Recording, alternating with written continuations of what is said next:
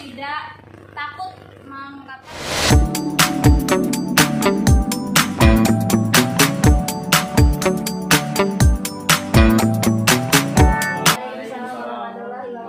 Selamat siang Bapak Ibu. Selamat siang. Di sini saya ingin berbagi atau mau sharing. Jadi di modul saya, di modul ajar yang saya bikin, bisa dilihat di layar dan kemudian bisa kita sama-sama kalau ada saran ataupun mau ada komentar kemudian yang kita belajar sama-sama, mohon dilihat di layar, dibaca.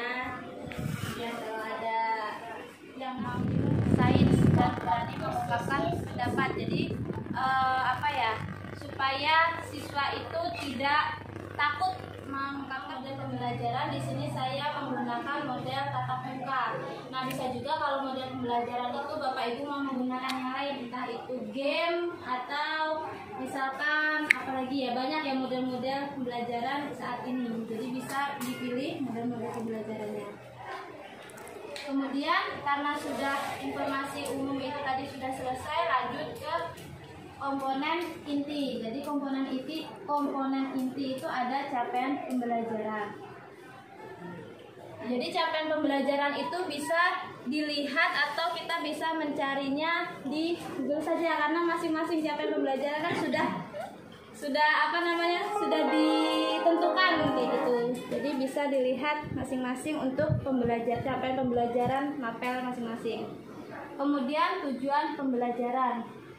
Tujuan pembelajaran ini melalui literasi dan diskusi, karena saya membahas tentang sains. Jadi mereka selain membaca, itu juga mereka berdiskusi. Misalkan gambar ini fungsinya sebagai apa, terus gambar kaki 3 fungsinya sebagai apa.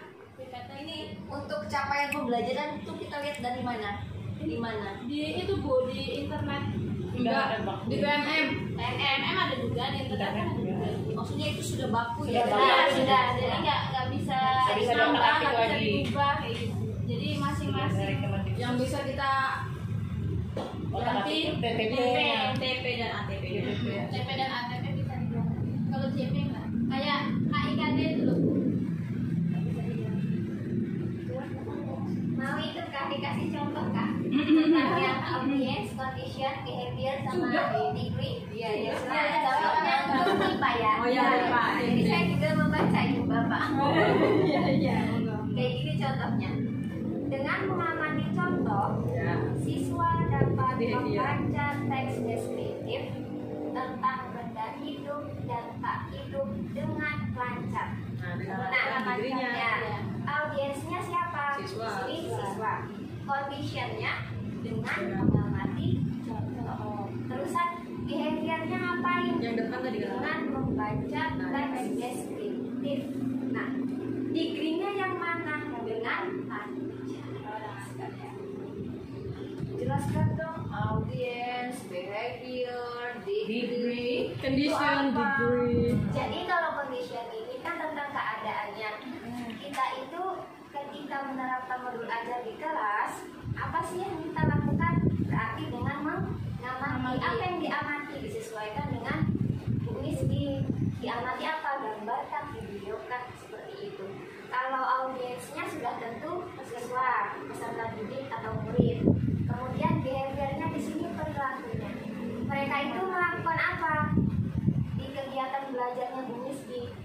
Di situ kan materinya tentang benda hidup dan tak hidup. Ngapain? Membaca teks deskriptifnya. Benda hidup itu apa? Benda tak hidup itu apa?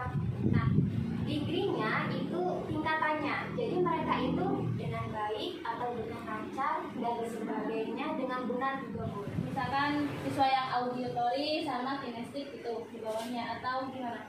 Atau kayak gini aja, sama nambah lagi kolomnya. Oh, berarti kegiatan ini untuk yang auditory, kegiatan ini untuk yang kinestetik misalkan. 3 berarti kan? Oh, ada 1, 2, 3. Auditory, visual sama kinestetik. Kalau sampai di sampean langkah-langkahnya menggunakan 3 tadi, berarti asesmen diagnostik yang sampean gunakan. Berarti apa itu? Kognitif atau non kognitif? Non kan? Iya. Kayak gitu.